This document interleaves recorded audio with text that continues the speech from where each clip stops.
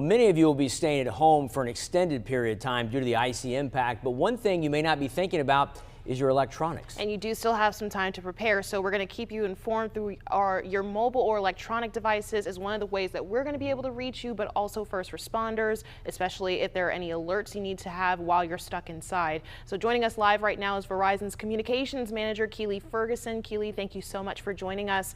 A lot of us, we use our phones. That's our lifeline to a lot of things. So how do we keep those batteries lasting a little bit longer? One of the first things you want to do is charge the battery, right? And thank you so much for having me. You want to fully charge those phones, those tablets, do all of that right now. And also, if you have portable batteries, a power bank, you want to make sure that's fully charged as well. Keely, are there any other things other than getting chargers that people should do that could potentially keep their phones lasting longer if they lose power for a really long period of time? Yeah, absolutely. Is conserve your power, right? So maybe this isn't the day that we're going to doom scroll all night because that's going to take a lot of our power, right? You also may want to switch your phones to the low power mode. That will conserve some energy. Also, dim those brightness levels on those devices. That will also conserve energy as well. You would be amazed how quickly having the brightness up takes away some of that, drains that battery. Also, we've talked about the extreme cold that's going to happen. Extreme cold actually will drain those batteries. So you want to make sure that you keep your phone warm, keep it dry. One of the ways you can keep it warm, keep it close to you. If you have to go outside, if there's snowfall or anything like that, make sure you keep that phone dry. Make sure you keep it safe and secure in a pocket so it doesn't fall in the snow and potentially get wet. And obviously we're hoping for the best in terms of power staying on, but if there is a power outage, is there anything that people should know ahead of time that they can use to prepare?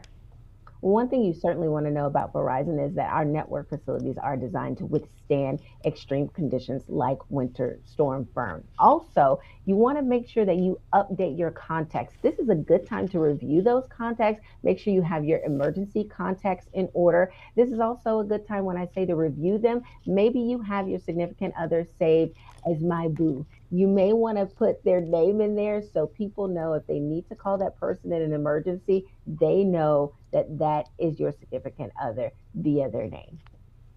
Anything else that they should know if they're stuck inside their home or their apartment for a long period of time? Because it's possible with this storm that people could be stuck for 2, 3, 4 days possibly. Yeah, absolutely. One of the things we want you to know is that you can actually use Wi-Fi calling. So say we do lose a cell site goes down because of this extreme weather event that we're having. Wi-Fi calling is a way that you can get a lifeline out to emergency contacts or just to check in on your family. I myself am in that sandwich generation. I have young kids, I have aging parents. So make sure that you can find where Wi-Fi calling is in your settings and toggle it onto that.